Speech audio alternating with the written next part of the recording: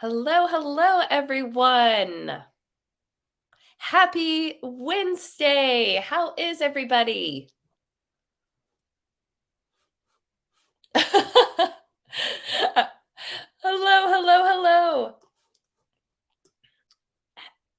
Here, I'm going to ask everyone to mute. Everyone, we are talking all about asking for help today.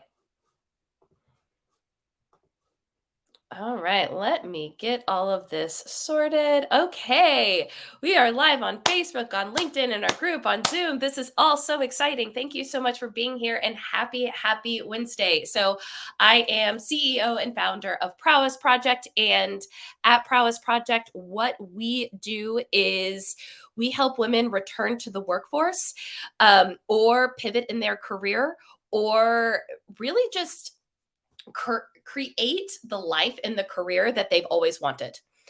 So I am going to ask everyone to mute if you don't mind. Perfect. So, what we do on Wednesdays these are all of our conversations about how you can progress your career as a working caregiver or someone who really wants to take a hold of what they are doing in the workforce. So today's conversation is all about asking for help. So to get everyone started, we always open up with a fun question.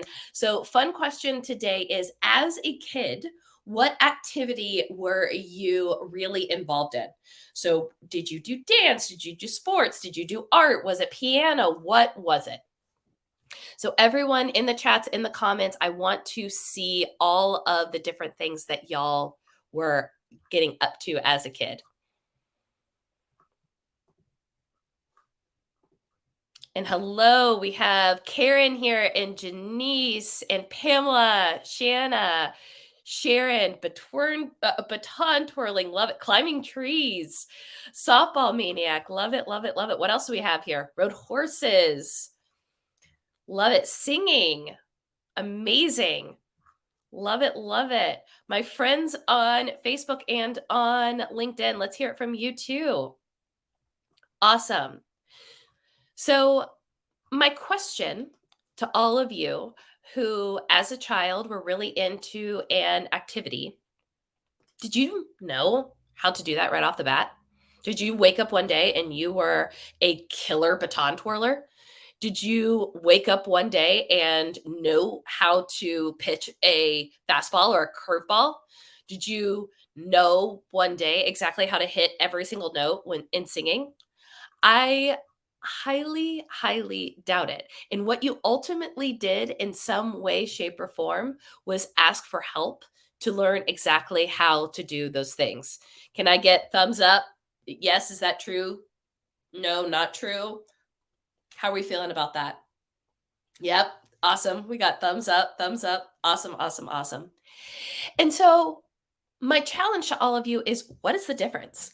What is the difference between when you were a child and you wanted to learn the baton twirling to now when you are an adult and you aren't satisfied in your career and you want to make changes in that so that you can continue living or continue on a career in designing a life that you really want?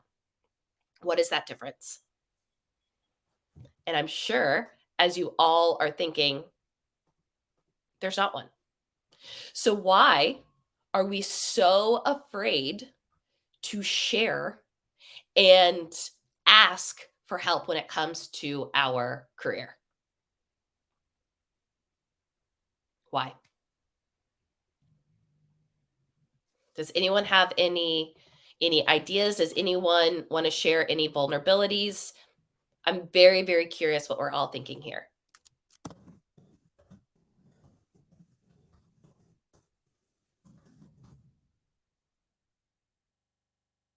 I don't want to be judged on what I don't know because we're adults. We're supposed to know already.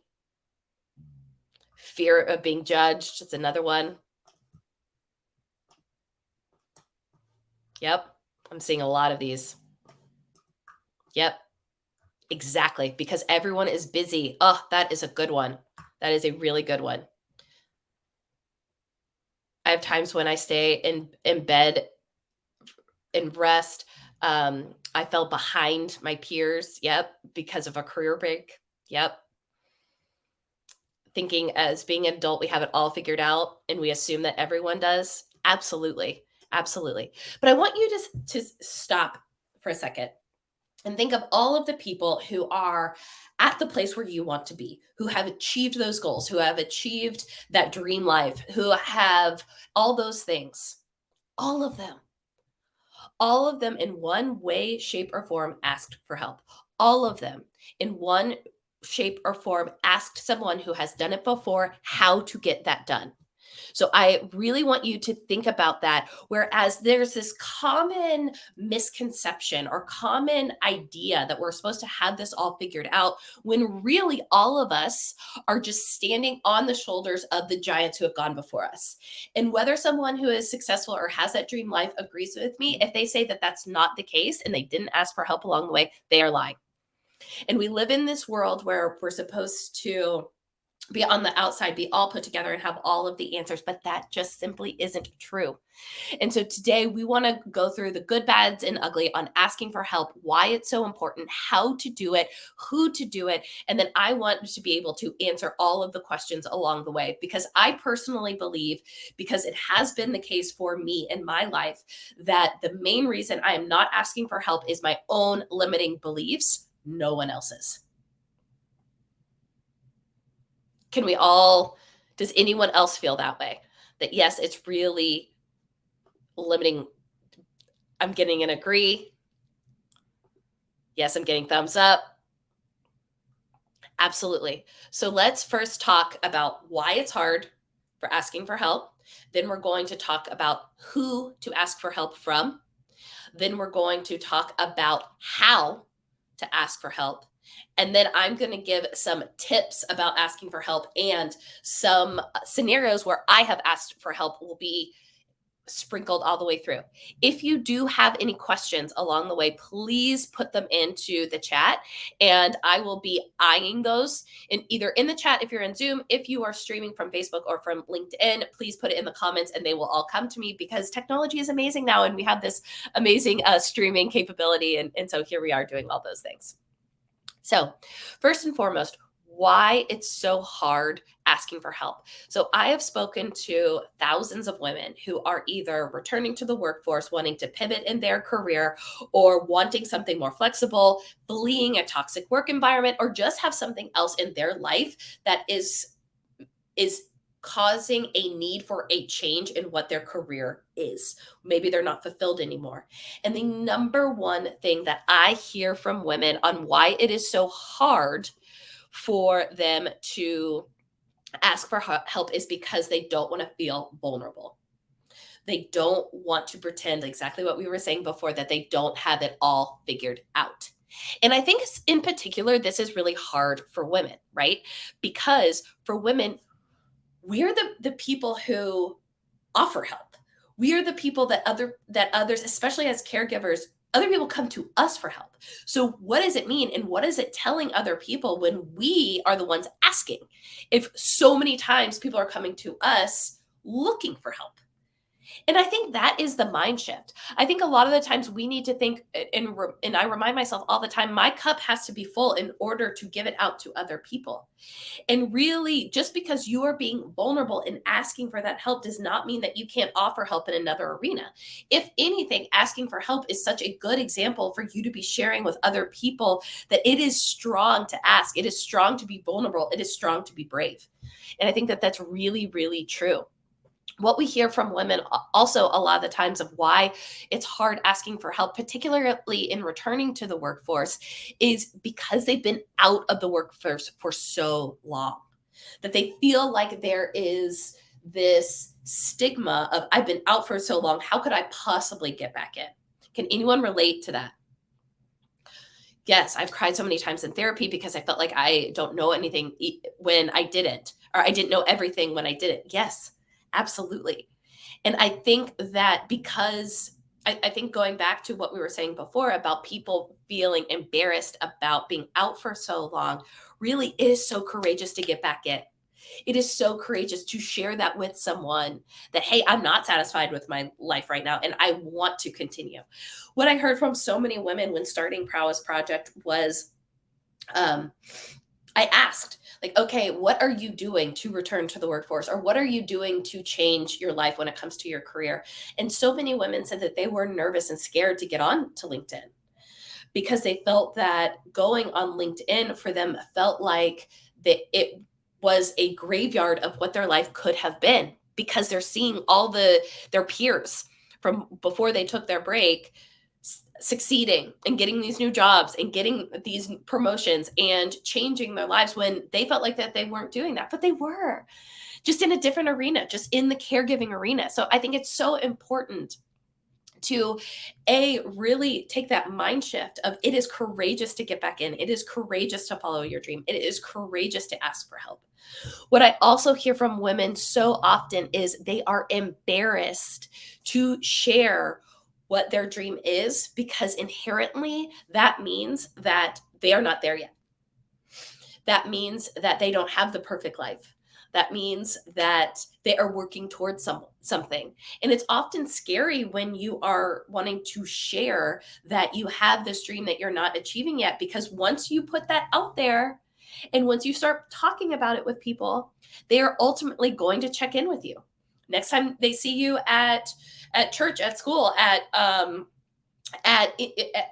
randomly bumping into them at the grocery store, at the next networking event, they're going to ask you about that goal.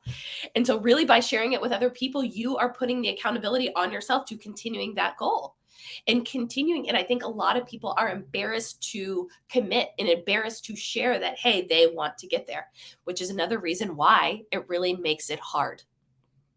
So I'm going to pause for a second because I see there's a lot of things going in chat. Oh my gosh, I love this from Karen. Changing my mindset to, this is just the beginning. That this is just the beginning. It was huge in the best way possible. I have so much left to do in my career. Yes, Karen, you are exactly right. Like, who is at their final destination at 40 years old, at 50 years old? What? No, there is so much more out there. There are so many more pivots. Do you know that most people have seven different careers in their lifetime? 7.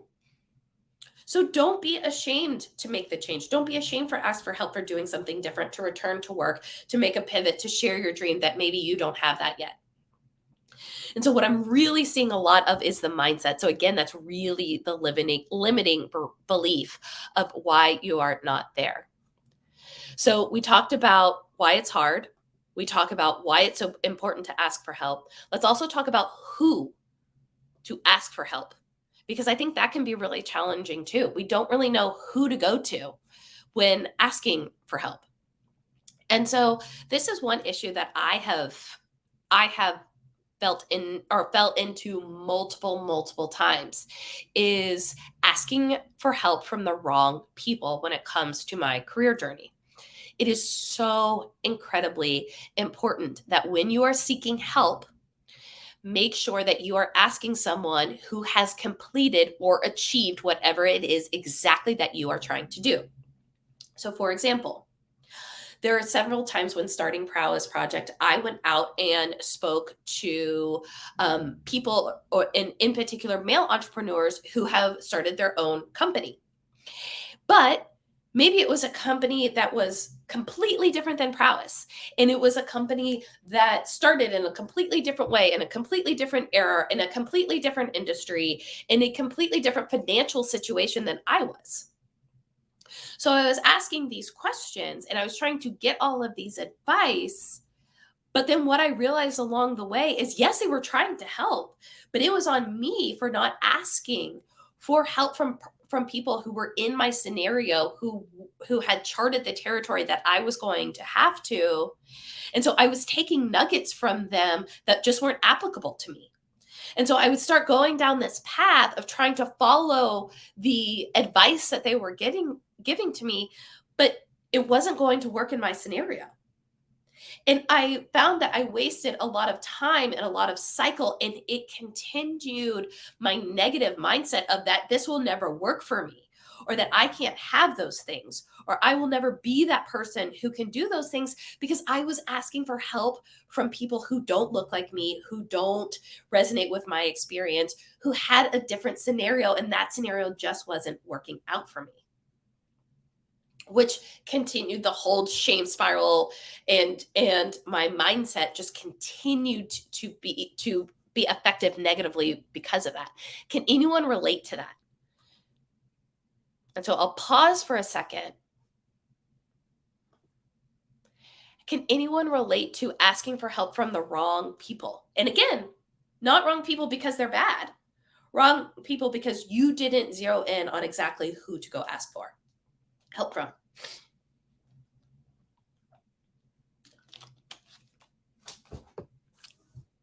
Sorry, water break. Water break, water break. Yes, I can relate. Yes, I've been asking help from the wrong people too. Where do you find the right people? Such a good question. Such a good question. How do you find the right people? I think that there are two main ways to find the right people, maybe three. How to find the right people? First, you have to get crystal clear on exactly what you're looking for, crystal clear on exactly where you want to go. And then you start asking the people in your sphere, in your proximity, around you, if they know people who have achieved XY goal, if they know people who have been in XY situation, asking if they know people who have this problem that they've achieved it. So that's number one. And that's an easy one. It's vulnerable, it's brave, it can be hard for asking for that, but that is the first way to go about it. Also, I think LinkedIn is a super powerful tool if you know how to use it. So let's say that you were a teacher and you want to go into project management. You want to make a drastic career pivot. I think it's really, really critical to find people on LinkedIn first who were project managers, who just are project managers, to really zero in on what it is that that job requires. Then get a better understanding of what their experiences was leading up to being a project manager. And then asking them, do you know anyone who is now a project manager who made a career pivot that you could ask me or that I could speak to? Because this is my scenario and it's been really hard. But you notice how all of those things are extremely specific, extremely, extremely specific. And so that really helps too. So we talked about asking your sphere really specifically of someone who has achieved a goal, going on LinkedIn, finding those people who are doing exactly what you want to do and asking them, and then driving in the even deeper to have them help you find someone more specific who is in your scenario. And then number three is finding a community of people who are all trying to do the exact same thing as you. And that's what we heard over and over and over again when starting Prowess Project. Is there would be a ton of caregivers, people in the sandwich generation, moms, women who wanted a different type of work, but they felt so alone. They felt so alone in their journey, and they didn't have this one place to go from home to hire, to get the upskilling, to get the network, and then to get access to jobs. And so that's really why we built Prowess Project, and why we believe so strongly in the community, and why we have created several ways. One, our Facebook group that is our where you can go in and ask questions. We do weekly events like this where you can go in and get real time with people and sharing your scenario. We try and bring you all this different content to really make sure that you are as up to speed as possible. And then we do our free masterclass, which really helps women zero in on what they're trying to do and how to design a life that fits in with that, in addition to all of our courses, in addition to our platform that helps you get connected to jobs. But that's why I personally believe that community is so, so important. So does that make sense to everyone? Any questions on that before I continue? Awesome. So we talked to who to ask for help, then next, how to ask for help. I think that this one is extremely important because it's really easy to say, "Oh, yeah, just, go and talk to random people and say, 'Hey, do you know anyone that X, Y, and Z?'" But oftentimes it's more of a mindset shift, and helping that mindset is giving all of you concrete examples of how to start that conversation. And I cannot take the credit for this. This is from the absolutely amazing Agnes Dillard from JS 101, who oftentimes comes on and does webinars with us, does a lot of these live shows.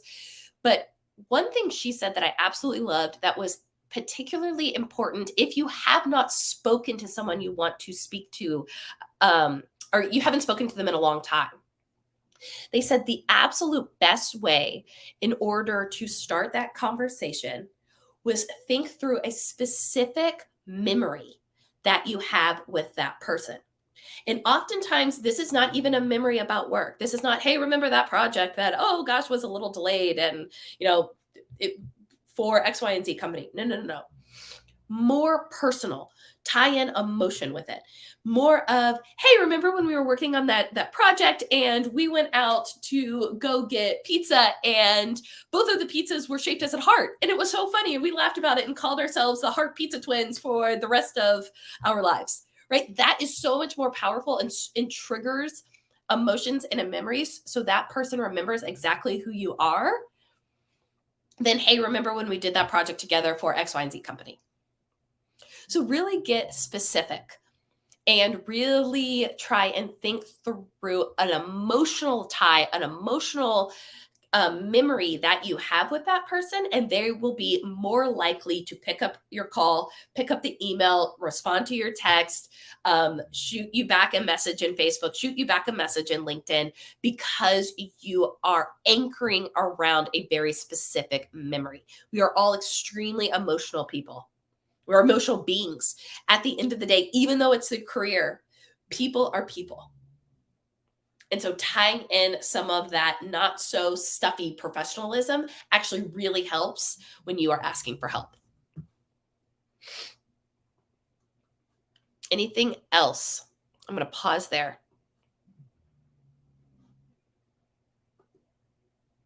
Also, another thing that I think is really important to keep in mind is when you are asking for help, you don't have to phrase it in those exact words. You don't have to say, I need help with. I think a lot of times as women, when we say, I need help with, we feel like we are giving away our power. And that can be some of the mindset stuff that we're all looking at or that we're all talking about, right? That I need help can feel very vulnerable. It can feel very less than. Another way to say it is, I would love to learn more about your experience with this. I would love to hear about X, Y, and Z. I can see that you have been successful in ABC. Can you share how you got there? Because at the end of the day, again, like I said, people are people and people love to talk about themselves. Love. That's not right, wrong, and different. It's just the case. We love it. We love talking about ourselves. We love sharing examples. We love helping other people. At the end of the day, people love helping people. And what is the absolute worst thing that could happen? They say no. They don't respond to your message. They don't call you back. Who cares? Next, go on to the next person. There, with so many different people in the world and everyone having their own story, and so much of the heart and the struggle of what it takes to get somewhere is all hidden. You would be surprised at how wide of a net you can create to get advice or help from people that actually relates to whatever it is you're doing. Does that make sense for everyone? Yes, Jared, absolutely. I would love to know your experience with X, Y, and Z. And I think if you even want to go a step further with that, Say, I would love to know your experience with X, Y, and Z. I am coming up with a challenge on ABC, which is why I feel like you and I could have a very good conversation or something along those lines. So it narrows in even further exactly what you want to talk to them about.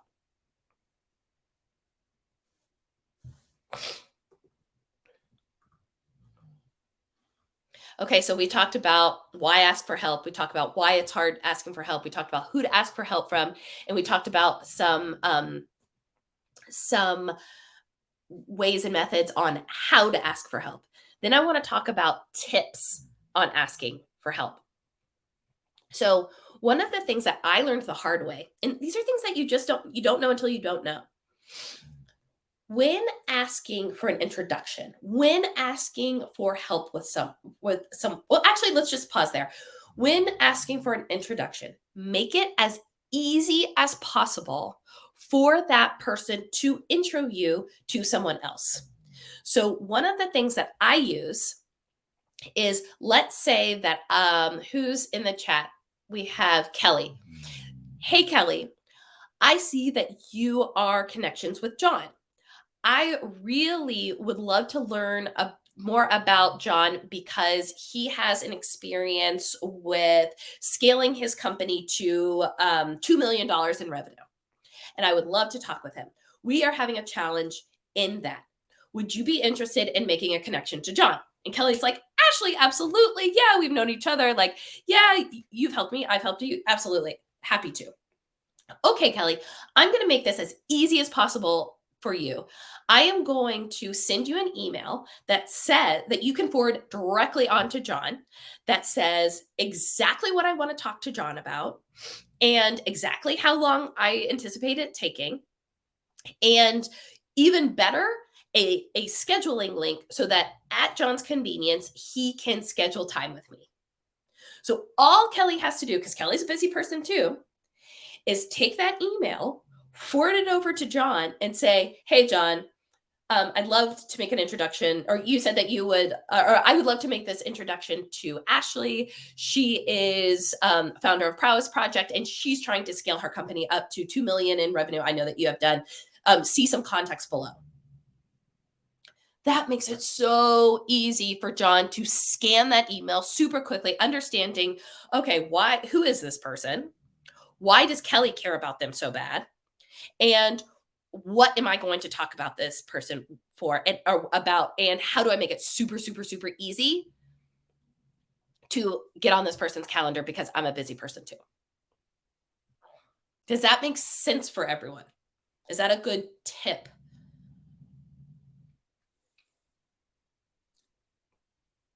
I want to pause there for a second. Has anyone used that tip before?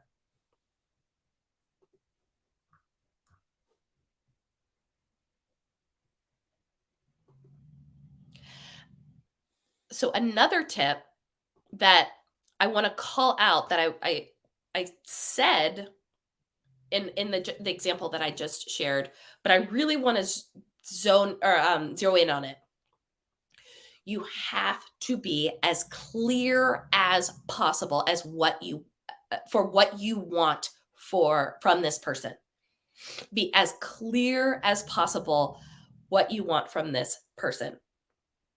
As Brene Brown says, clear is kind. I am much more likely to help someone with something if I can. Oftentimes, I just can't. If I know exactly who it is that I need to intro them to, or what I need to give them, or how I can help.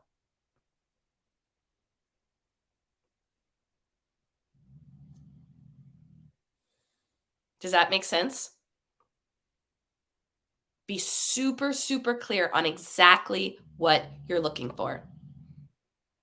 Super, super clear. And I was just alerted that we're already at the 30-minute mark. And sorry, these are supposed to be 15 minutes, but clearly Homegirl needs to get a little bit more crisp or figure out how to, I don't know. Or maybe just expand these to 30 minutes because I got a lot of stuff to share. I don't know. Figure this out. But anyway, so what did we talk about today? Why why ask for help, why it's hard, who, how, tips. And I just want to share a time that I have asked for help and how much it has helped me. And this was literally yesterday.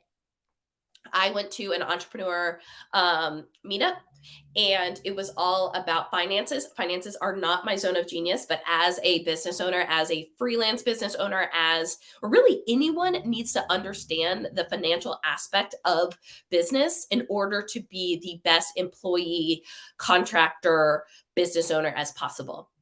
And so there I learned a ton in that day. But then what I had to realize, or what I ended up asking, is timing. They went through all of these different reports that we should be looking at on a regular basis. But I asked them and I said, hey, this is where we are in revenue. This is about how many transactions we have. How often do I need to be checking these reports so that I have a pulse on where we are financially in the company without getting tunnel vision on it and knowing that this is not my zone of genius. So I need to know enough to be dangerous. So that's how I was asking for help. I knew exactly who to go to. There was someone who has done this backwards and forwards and is a fractional CPA and CFO. So I went directly to him. I told him context about my company. I told him why I wanted to know this. And I told him exactly what my goal was in order to get there. So he could tell me exactly how often it made sense for me to review and change the delta in my financial reports.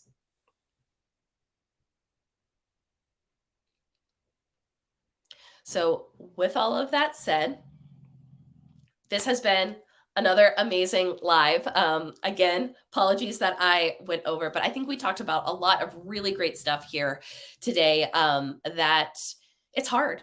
It's hard for asking for help. It's hard for me to ask for help. I think it's hard for all of us. And really, by getting crystal clear on what we're asking for, understanding who to ask for, and tips on how to get to that person in an effective, respectful, and um, efficient way is so incredibly key. So, that being said, are there any other questions that you all have before we hop off? Um, we hop off today. Oh, thank you, Christina. Awesome. Um, if we're able to get a copy, I would like a copy as well. I'm not exactly sure. If you mean a recording of this, yes, it will be posted in Facebook, on YouTube, and LinkedIn. Awesome. Well, I will see all of you back next week. I'll try and make it a little bit shorter. And if you could all do me a favor and share this with the different groups and communities that you're in, the more people that we have that are supporting Prowess Project, the more content that we can provide like this. So, and of course, if there's any specific and subject experts that you would love to hear from, I'm all ears on that as well. So, again, have a wonderful Wednesday and see you back next week. Bye, y'all.